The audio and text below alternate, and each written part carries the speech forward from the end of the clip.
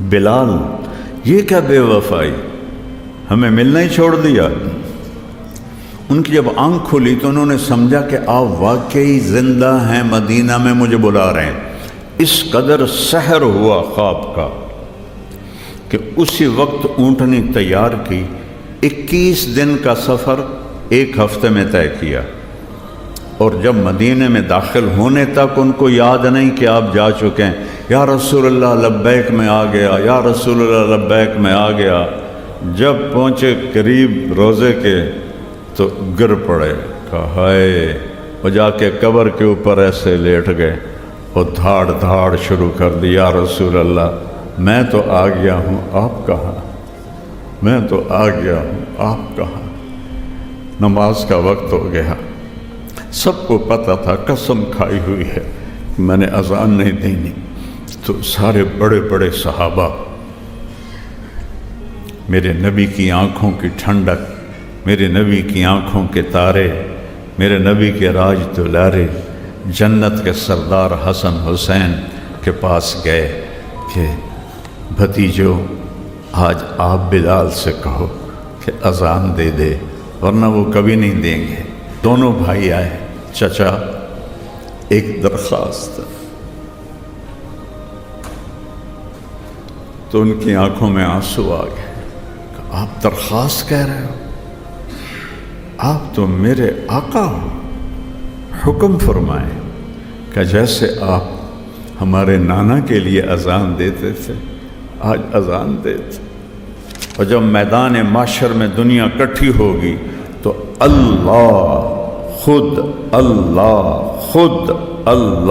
خود بلال سے کہے گا اونٹنی پہ کھڑے ہو اور اذان دے۔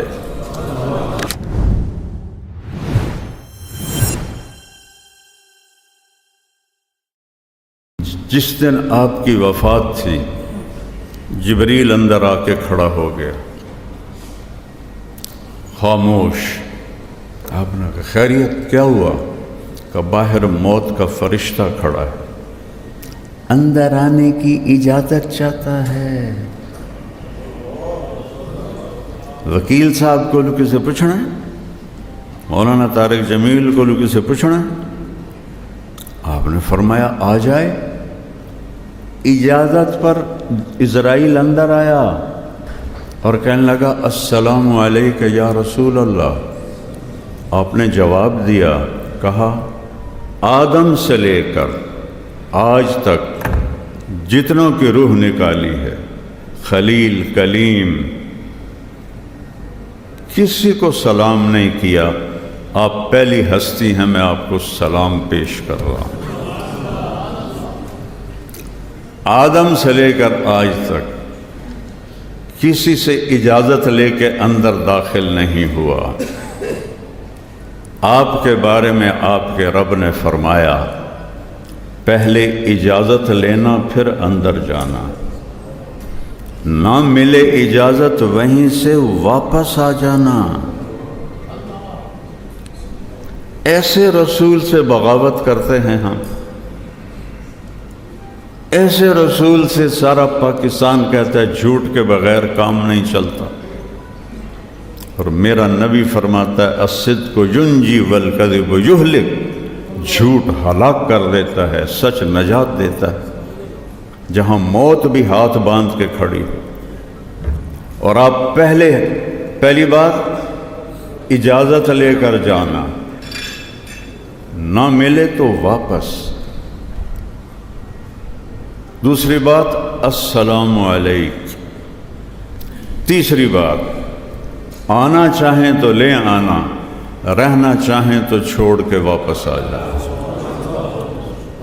اور کہہ دینا عش ما شئت، یا رسول اللہ جتنی زندگی چاہتے ہیں آپ کو مبارک ہے۔ پڑھا کرو، تھوڑے دیر فائلیں رکھ دیا کرو اور اپنے نبی کی زندگی کو پڑھا کرو کہ میرا ابھی جو تھے نا جنہوں نے نعت پڑھی، میرا پیمبر عجیب تر ہے، یہ مظفر وارسی کی ہے۔ کیا خوبصورت جملہ ہے، میرا پیمبر عجیب تر ہے۔ اللہ کے بعد کوئی ہے تو وہ اللہ کا حبیب ہے۔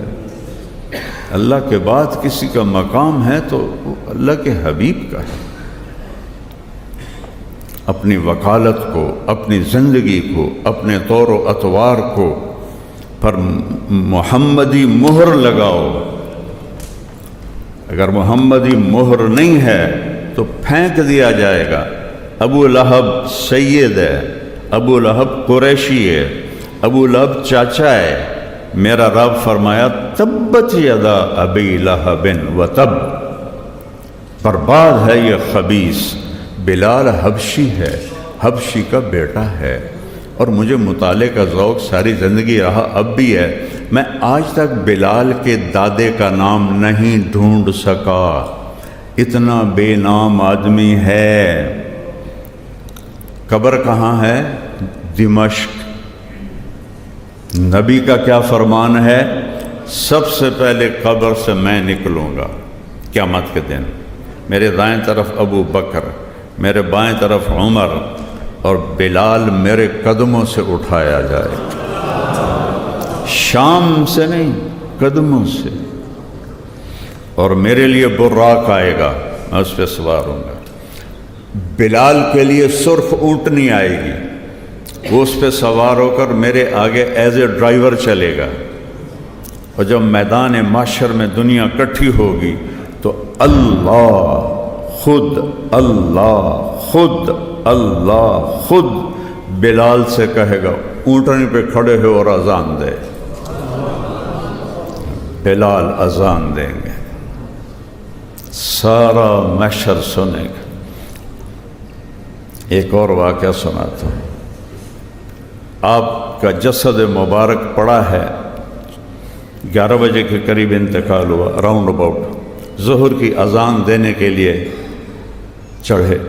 جب اشہد ان محمد رسول اللہ پہ پہنچے، آواز بند ہو گئی، روتے روتے روتے مشکل سے اذان پوری کی، نیچے اترے گا، سن لو میں قسم کھاتا ہوں نبی کے بعد اب کسی کے لیے اذان نہیں دوں گا۔ اور کچھ دنوں کے بعد ابو بکر کے پاس آئے، ابو بکر اب میرا دل نہیں لگتا آپ کے بغیر مدینے میں، مجھے جہاد کی اجازت دے دو۔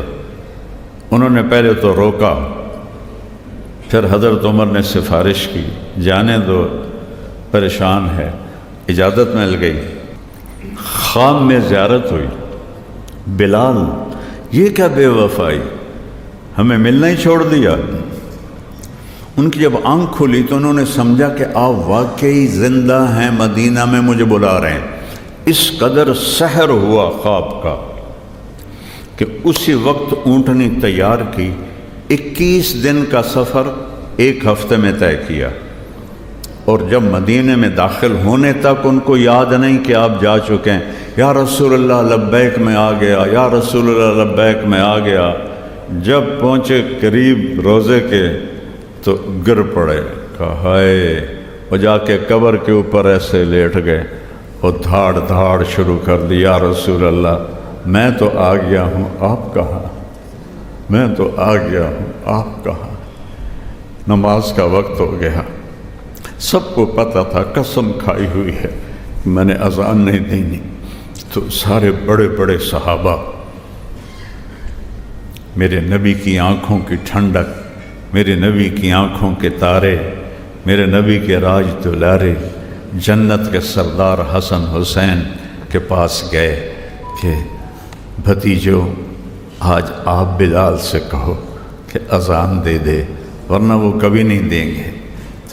ایک 10 سال کے، ایک 9 سال کے، 2-3 سال گزر گئے تھے، تو یہ دونوں بھائی آئے، چچا ایک درخواست، تو ان کی آنکھوں میں آنسو آ گئے۔ آپ درخواست کہہ رہے ہو؟ آپ تو میرے آقا ہو، حکم فرمائیں کہ جیسے آپ ہمارے نانا کے لیے اذان دیتے تھے آج اذان دیتے۔ تو بلال کی چیخیں نکل گئیں روتے روتے، کہا بھتیجو میں نے قسم کھائی تھی کہ میں اب کبھی اذان نہیں دوں گا، لیکن تم تو میرے نبی کے راج دلارے ہو، میں آج قسم توڑوں گا، اذان دوں گا۔ یہ مسجد یہاں ایک انصاری عورت کا گھر تھا، اس کی چھت پہ چڑھ کے اذان دیتے، اس کی چھت پہ چڑھ اللہ اکبر کہا تو مدینے کی عورتیں بھی روتی ہوئیں گلیوں میں باہر آ گئیں، اور سب کو ایسے لگا جیسے آپ زندہ ہیں۔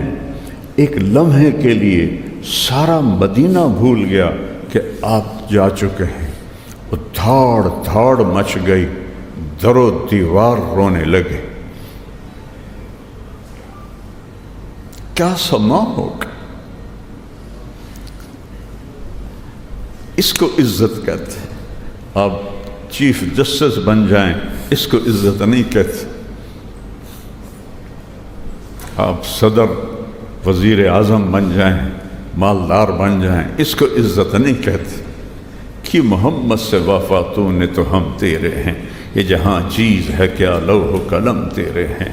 اذان دی، مدینے کی گلیوں میں آنسو بہنے لگے۔ احد پہاڑ لرز گیا بلال کی اذان سے۔ پھر ایک اور وقت آیا، غلامی مصطفیٰ میں عزت ہے میرے رب کی قسم، ایک بروہی بننے میں عزت نہیں ہے، غلام رسول بننے میں عزت ہے۔ پاکستان تو ویسے چھوٹا سا ملک ہے، 7 بر اعظم کی بادشاہی میں وہ عزت نہیں ہے جو غلامی رسول میں عزت ہے۔ بیت المقدس پہ اٹیک ہوا تو بیت المقدس والوں نے کہا ہماری کتابوں میں لکھا ہوا ہے اس شہر کو کون فتح کرے گا، اپنے امیر کو بلاؤ، اگر وہی ہوا تو ہم چابیاں دے دیں گے، وہ نہ ہوا پھر ہم سب ذبح ہو جائیں گے، شہر نہیں حوالے کریں۔ تو صحابہ نے سوچا جنگ میں تو دھوکہ دینا جائز ہے، الحرب خدع۔ تو حضرت خالد بن ولید اور حضرت عمر ہم شکل تھے، تو انہوں نے کوئی ہفتے 10 دن کے بعد نہ حضرت خالد بن ولید کو کھڑا کر دیا کہ یہ ہمارا امیر ہے، جائز ہے جنگ میں۔ انہوں نے قلعے کی دیوار پہ کھڑے ہو کر کتاب دیکھی، ان کو دیکھا، کہنے لگے یہ اس جیسا ہے، یہ وہ نہیں ہے، اصلی بلاؤ۔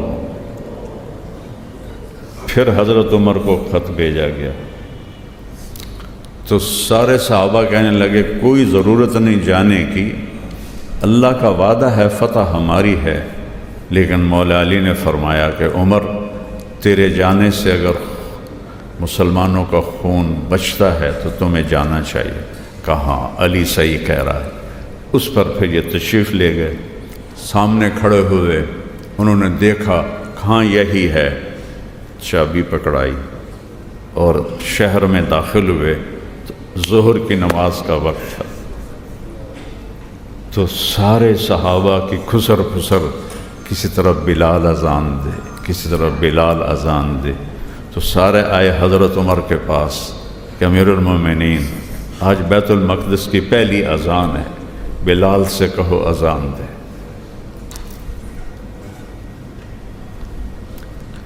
کون سے سید خاندان سے تھا بلال؟ یہ عزت کہاں سے مل رہی ہے؟ نبی کے قدموں کی خاک تلے مل رہی ہے۔ تو حضرت عمر نے بولا عمر عمر، کیا کہہ رہے ہیں؟ سیدنا بلال، ہمارے آقا بلال، سیدنا بلال، ہمارے آقا بلال، ایک درخواست تو مان لو۔ کہنے لگے کیا؟ کہ آج اذان دے دو۔ یہ سارا مجمع تڑپ رہا ہے، ان کے پھر آنسو گرنے لگے کہ اچھا عمر تیرے کے لیے قسم توڑوں گا جیسے حسنین کے لیے توڑی تھی۔ اور وہ جو آپ گنبد آپ کو نظر آتا ہے بیت المقدس میں، یہ گنبد اس وقت نہیں تھا، چٹان تھی، اس چٹان کے ساتھ براق کو باندھا گیا تھا۔ اس چٹان پہ چڑھے، جب اللہ اکبر کہا تو 40,000 کا لشکر رو رو کے زمین پہ گر گیا۔ اللہ کے نبی کی یاد آ گئی، زمانہ یاد آ گیا۔ میرے عزیزوں، میرے بھائیوں بہنوں، یہ زندگی امتحان اور پیپر ہے۔ اپنے محبوب کی زندگی ڈھونڈو اور اپناؤ۔ آپ کے دلائل صحیح ہوں آپ کے حق میں فیصلہ ہو جاتا ہے۔ لیکن ہمارا نظام ظلم ہے، ہو سکتا ہے آپ کے سارے دلائل ٹھیک ہوں اور جج صاحب کسی اور کی مان کے بیٹھے ہوئے ہوں اور اس کے حق میں فیصلہ دیں گے۔ یہ بات میری یاد رکھنا، قوموں کی تباہی معیشت کی کمی سے نہیں ہوتی، اللہ کی قسم قرآن کی گواہی ہے۔ کوئی قوم اس لیے نہیں ہلاک ہوئی کہ پیسے کم ہو گئے تھے، مقروض ہو گئے تھے۔ جو قوم ہلاک ہوئی ہے ظلم پہ ہلاک ہوئی ہے، ظلم پہ ہلاک ہوئی ہے، ظلم پہ ہلاک ہوئی ہے۔ اور میں صرف عدالتوں کی بات نہیں کر رہا، میرا ریڑھی والا بھی ظالم ہے۔ اس حال میں سیلاب میں چوریاں کر رہے ہیں تو میں تو رو رو کے میرا برا حال ہوا ہے کہ یا اللہ ایک کتنا بڑا عذاب اور ایک اس میں چوریاں ہو رہی ہیں۔ تو ظلم صرف طاقتور نہیں کر رہا، ہمارا غریب بھی ظالم ہے، مالدار بھی ظالم ہے، اور ہر قوم کی تباہی کا ایک ہی سبب ہے اور وہ ظلم ہے، ظلم ہے، ظلم ہے۔